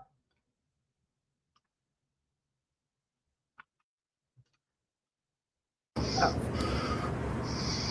So this is a part of the phone call that they got. I'm at the area where they talk about people from the get calling in tips, so I might have that tip located. AM. Go ahead. Okay.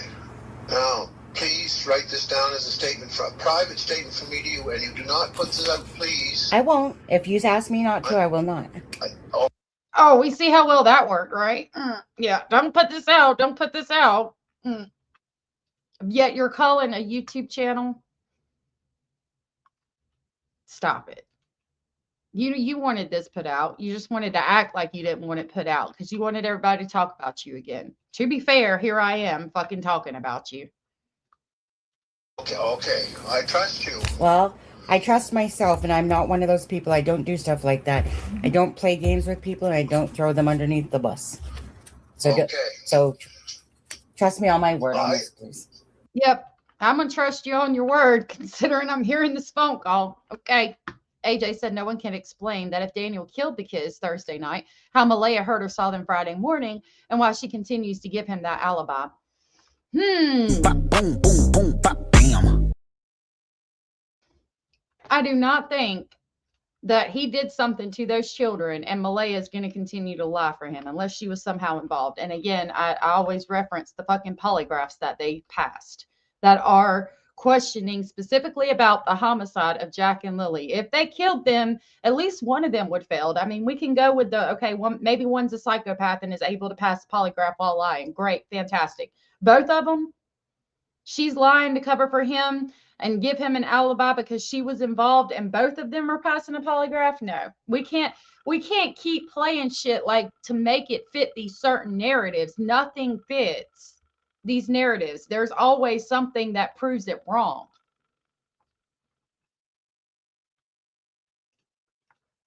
I've been saying for a few hours now that I hit a dead end. Right. And that I'm done. Yeah, I know. Can't go any further. Well, it's not done. Mm-hmm. And I right. You can write that down. This is not over. Mm-hmm. But what I have to say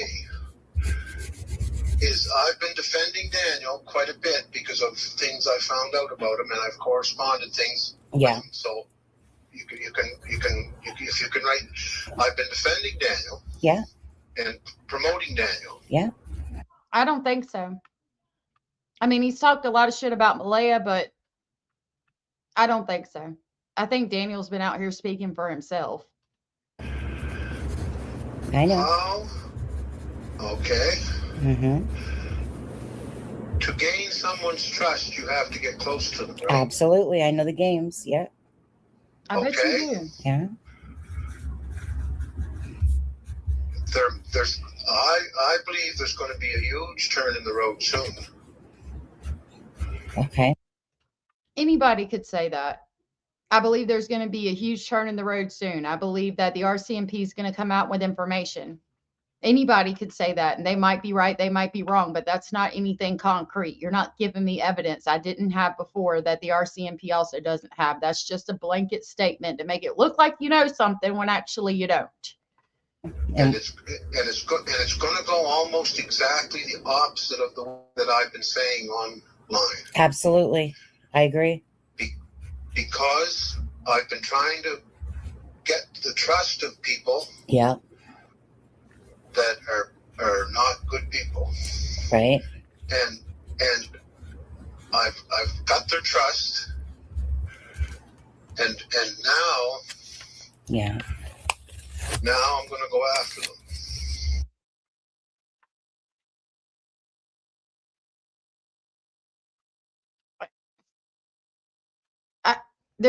I can't even say anything. This is stupid. Old Derwood, old Darren, publicly admitting, first of all, what's the point of even calling her if you don't want anything shared out? Exactly. The fuck? You knew it was going to be shared. Stop bullshitting. Boom, boom, boom, bam. You can't bullshit a bullshitter.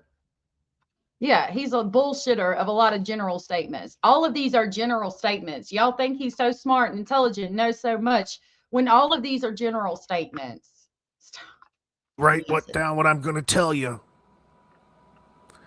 I'm officially going on record saying that I've been lying to Janie and old Danny this whole time. Yep, put me on record as saying that. Oh, you're such a trustworthy individual. You're coming out and admitting that you've been violating your insider knowledge and trust with them. Of all of this knowledge, we've sent this off to the RCMP, Darren. You expect another visit, boy. They're gonna love this. Yeah. If they don't have it already. Oh, they have it. Oh, listen, I've been lying to Danny this whole time. Yeah. Listen to him. It's such crap. Exactly. And again, you might have been lying to Daniel the whole time, but I go back to this. I can't find that one excerpt, but it's in here. I go back to this again. Daniel's polygraph examination procedure indicated he was truthful when he answered the following questions. Malaya, she was found to have been truthful when answering the following questions. At this point in the investigation, Jack and Lily's disappearance is not believed to be criminal in nature. I do not have reasonable grounds to believe a criminal offense has occurred. So why are you trying to get close to him and lie to him when the RCMP has already ruled them out as having lied? The investigation is not criminal. If it turns that way, then they're going to go down that road. They are not persons of interest at this time. Stop it. Cindy said, it sounds to me like he's been watching too many TV crime shows with police informants or TV mob bullshit, in my honest opinion. Boom, boom, boom, bop, bam. Exactly. Like, you're making yourself a whole entire fucking joke out here. Out here being like, you know, oh, I lied in the past, but I'm not lying now. Bullshit. How many times have y'all been told that by somebody who was lying? What the helly? What the helly yante? What the helly What the helly Barry? What the hell? Stop the cap. Stop the cap. You're such an idiot, Derwood. I mean, really, though. With the most upbeat respect. Listen, I'm lying. Listen, here's the reason why. Now it's all okay. Wrong. Wrong. You're lying now. Yep. You've never stopped.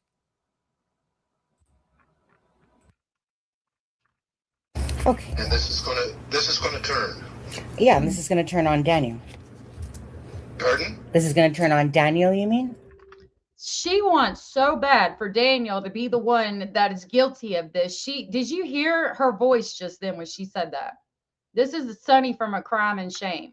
I'm gonna rewind that. Listen to how excited she gets when she's like, this is gonna turn on Daniel. He didn't say that. She wants him to say that so fucking bad. Listen to her. You're lying now. You've never stopped. Exactly. Okay. And this is gonna turn. Listen. Yeah, and this is going to turn on Daniel. Pardon? This is going to turn on Daniel, you mean? Yes, it is. Yes, right? That's what she wanted him to say. She's excited about that. I can hear it in her voice. She wants Daniel to be guilty of this. Like, do you really think that us out here on these YouTube streets are going to find out and get more information that the RCMP doesn't already have and actually solve this case? Now, you could go down the road of, well, maybe Daniel's going to get out here and admit to something that proves he's guilty. Okay, if that happens, the RCMP is going to have it, because I guarantee you somebody's watching all this bullshit unfold, and it's still not going to be one of us YouTube creators who solves this fucking case. I mean, what the fuck are you guys doing? Stop it. Addie V said, does anyone else find it odd this man inserted himself in the investigation? Sonny did good on this interview. I do find it odd that he inserted himself into the investigation. And I respect your opinion that Sonny did good on this interview. I personally don't like Sonny, so maybe I'm biased, but I respect your opinion. I haven't heard the entire phone call, to be fair. So maybe if I heard the entire phone call, I could make a different assumption. But I don't agree with some of the things Sonny's done. I don't agree with some of the things Drunk Turkey's done, and I don't agree with like everything Derwood's done, to be fair. So I could be biased. So RCMP isn't investigating it as a criminal act. Is that what I am understanding? Kelly, yeah, that's what they're saying. It's not criminal in nature at the time. Yes, it is. Yes, it is. Yeah. Now, this is just my statement, and tell the people I apologize for some lies that I've had to tell. Yeah. To catch these people off guard. Now, he started the conversation with, I'm going to tell you some things, and I don't want you to put it out on the internet, even though you're calling somebody with a YouTube channel, and then proceeding to tell her at this point, make sure you say this, make sure you tell the people this. Nope. I trust me on Darren, I totally understand 100,000% way. But everybody needs to forgive Darren for all of the lies he's told up to that point.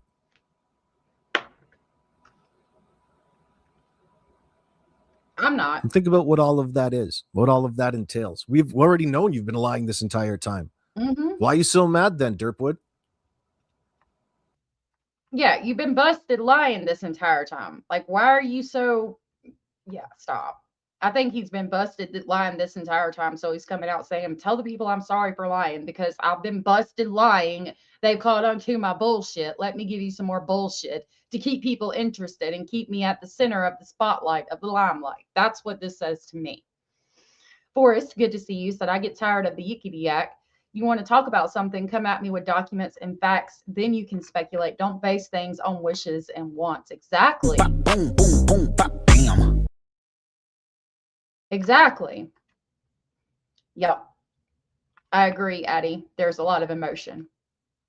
Because we want, I mean, you know, at the end of the day, we want the children found, but nobody, I don't think anybody out here, it would blow my mind. And I would come on this internet and say, look, y'all, I was fucking wrong. Somebody on YouTube did solve this case. I just don't see that happening though. Someone who inserts themselves into an investigation needs to be looked at hard. Exactly. Why are you out here being a damn tampon? Stop it. Because we're calling out your hypocrisy and lying currently in the moment. You keep trying to push this narrative that you're some sort of insider with all of this important key information. Well, of course you are. We'll listen to you. You're involved in whatever happened to Jack and Lilly at this point. We've got no doubt. I don't think he's involved in what happened. I think he wants attention. Yeah, he does. He does. I'm sure he does. I'm sure he starts flip-flopping in the interview because he just wants to say whatever is necessary to keep the limelight on him, to feel important, to feel like people believe him and he's part of this investigation that's going on YouTube, though, not with the RCMP, on YouTube, where we're not going to be the ones to find these children. Unless you're talking about somebody boots on the ground like the Hatfields and McCoy. I think that they found there's been a couple people on YouTube that went searching and found things. Now, if that's what you're talking about, yeah, that's entirely possible. But as far as sitting out here and talking like what I do on my channel, I'm gonna need some documents, some facts to back it up, like Forrest said. That's what I'm gonna need you to get from me. I need some fucking documents. I don't want to hear what you think, what you want, what your speculations are as far as solving a case from him. My audience, I would like to hear what your thoughts, speculations, and opinions are, because we are speculating on this case. We are not going to solve this case. That's just my thought on that. They're still wanting it solved. That I just feel like the babies are missing is getting lost in all the bull crap that Derwood and them are causing. I agree 100%. Boom, boom, boom, bop, bam. And I agree with Tom. He has a savior complex. Yep. You're not fooling anybody but yourself and your kids there, Derwood. Exactly. You're coming from. Okay. We have to do the same thing at times, you know? Now the reason, and the reason I'm making this statement to you is because when this does come out, there's going to be a lot of people turn against me for what I've been saying. Right. Online. Absolutely. Okay. And I think, again, that people have already started turning against what he's saying online, and the attention on him has started to wilter. And so he is trying to get the attention back on him by doing this. And I want to have some proof Mm-hmm. that I think you understand now. I absolutely do.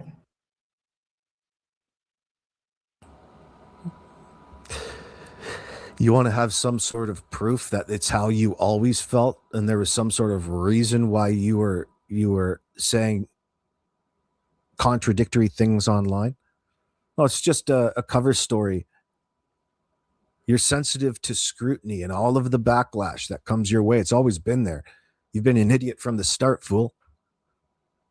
Exactly. Nobody's believed you. Exactly. You've insisted on being believed. Oh, please believe me. I don't think so there, Derwood.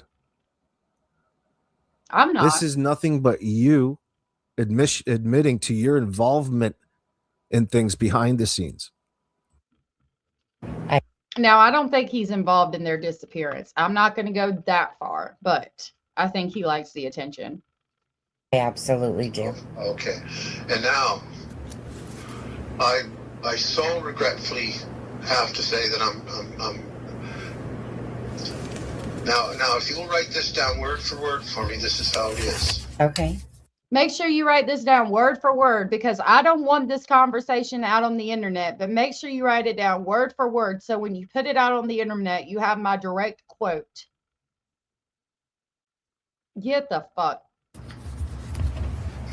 If Daniel Martell is guilty in the involvement of the disappearance of Jack and Lilly,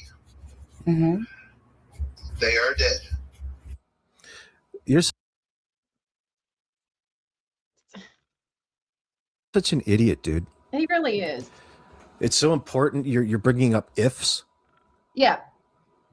Great. That's point. fairly distancing. You're already manipulating. You're going to provide every scenario. Oh, what is this, a poker game for you? Right. It's a game of like, put your coin in the slots and hopefully you get 3 cherries. Exactly. What are the possibilities? Jack and Lilly are deceased because Malaya killed them. Jack and Lilly are deceased because Daniel killed them. Jack and Lilly disappeared into the woods and haven't been located because it's so dense. Jack and Lilly were abducted. Jack and Lilly had some kind of accident and Daniel and Malaya hid the bodies. That's it. That's all. And he's went through each one of those scenarios. If Daniel is guilty, then the children are dead. Well, no fucking shit. If Daniel is guilty, of course the children are deceased. You're going to go as far as to say, I know he killed them, or an accident happened and he hid their bodies. I mean, I just stop. Yeah. Give this man his 3 cherries and kick him off the YouTube streets. Stop it. Just stop giving him attention and let him disappear into the woodwork. When the children are located, I would love to go back through everything this man in particular has said and see how much of it was true. Because I bet none of it. And if something is true about what he said, it's going to be coincidence or one of those blanket statements that could be true just because, like he just said, if Daniel is guilty, then it's because he killed the children. Well, fucking of course. No fucking shit, Sherlock. This is a game of manipulation and Exactly. especially manipulating public perception. But we're on to you, Derwood. Absolutely. I know that they will be if he has any involvement, for sure. They are dead. And I so Obviously. apologize to my cousins, Debbie, Patty, Cindy, Malaya, and Hayden. I'm so We're going through, what is this, the last will and testimony? What the fuck? sorry. Right. Now, did you get that okay? Yeah. So let's see. Now the second part of that, please. Yeah. If you got that okay. If Daniel Okay, he says, did you get that all? And she's like, let me make sure, let me double check. And he's like, now move on to the second part, because what I got to say is important and you need to write this down, but don't put it out on the internet. Like, just stop it. Cindy said, if the cow jumped over the moon, then the dish ran away with the spoon. Exactly. That's what this is. That's what it is. Boom, boom, boom, bop, bam. Like, get the fuck out with your fucking fairy tale bullshit. Martell is innocent of the involvement of disappearing Jack and Lilly, then the kids are alive. Right. And Malaya Brooks Murray is a goddamn hero. Yeah. Let me help you there, AB. What? A bullshit? A bullshit? A bullshit. A bullshit. All of that is bullshit. So that was what I have on that so far. I will look more into it. That was from, how about Derwood? That was from AB, and their link is pinned to the top of the chat and in the comment section. I mean, it's just, this is insane. Stop giving this man attention, please. This man don't know anything. He enjoys the attention. He wants somebody to think he's important and stroke his fucking ego. Please don't stroke anything anywhere near that man. Just stay the fuck away. Please, for the love of God. Daniel being interviewed, Daniel was there the day that they went missing. So I get interviewing and talking to Daniel. And if Malaya would come out here, I would get talking to her. Janie, somebody else who was there that day. I would love to hear from the brother who was allegedly living with Janie, because I've got some questions for him. But we haven't heard much about that since the first day of the investigation. Other than that, just stop. I mean, they don't know anything. Even the stepdad that we went over the interview where he talks about previous things that happened, they don't know anything. If any of these things were directly correlated to the disappearance of Jack and Lilly, the RCMP would have made an arrest by now. Just like the CBC coming out with the articles talking about how volatile their relationship might have been. All of that they discussed, reviewed, and looked into in the beginning of the investigation. It's been 8 or 9 months now. Like, we don't need to go back and look at all of that now. We need to look and say, okay, we can verify that this is not directly correlated with their disappearance, and we need to find these children. We need to share information. These children are still missing. And I put their poster in my missing children's video at the beginning of every live, but I'm going to pull it up again before we go. And then I've really got to go because I'm going to be late.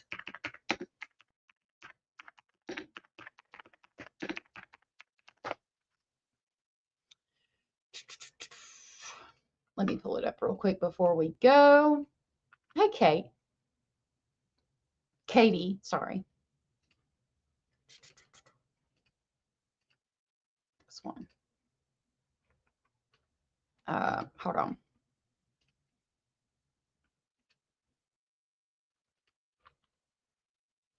So this is the Missing Children Society of Canada. This is Jack and Lilly Sullivan. They are still missing. They have been missing since May 2nd of 2025. Last location was Garlock Road and Lansdowne Station, Pictou County, Nova Scotia. Lilly is 6, Jack is 4. Lilly has shoulder-length light brown hair with bangs, might be wearing a pink sweater, pink pants, and pink boots. Jack has short blondish hair, wearing blue dinosaur boots. If you have any information on this missing youth, please contact any of the following. Pictou or Pictou County District RCMP at 1-902-485-4333. Crime Stoppers at 1-800-222-TIPS or 8477. Missing Children Society of Canada at 1-800-661-6160, or you can go to tips@mcsc.ca. You can also scan the barcode right there to get more information. These children need to be brought home. It's been way too damn long. AJ has a winner. Douchewood, Drunkwood, Dunkswood. All right. Yep. I've got the, I don't know if you can see it, but right here is the white rabbit, and his time clock is right there. His little pocket watch. It's like a pin. I collect pins. This whole thing is full of like those little pins like that. I've got a bunch of them. I need to put them up. I got to figure out a way to put them up. But anyway, I've got to go because I am going to be late, very late for a very important date. So I will see y'all tomorrow. Thank you guys for being here. Thank you for going over this with me.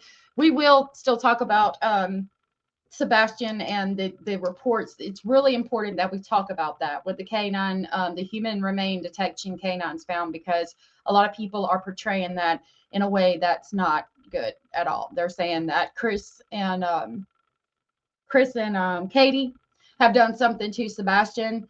They killed him. There's a manhunt for Chris and Katie, when to me, what it said was maybe he went outside to play that night, and that's why the baseballs were there.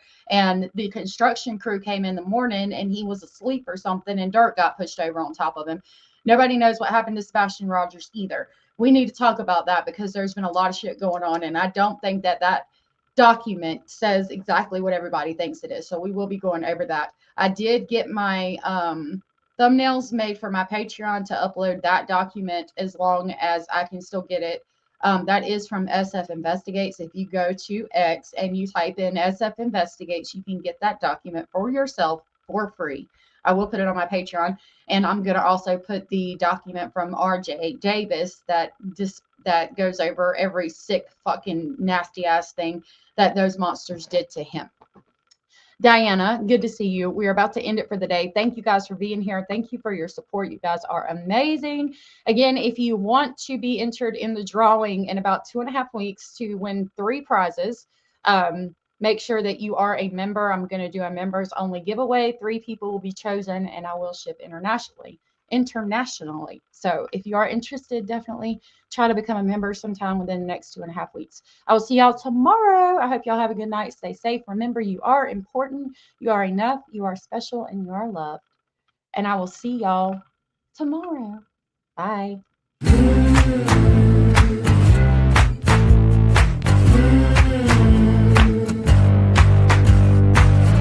Listen up, I gotta tell you, there is something you should know.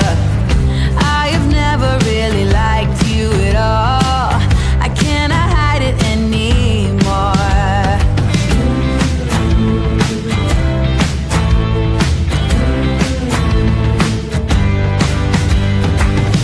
I've been thinking about the future, trying to forget about the past. So many ways that I could change for the better. Don't even know where to begin. If I allow myself to dream, will it be as good as it seems?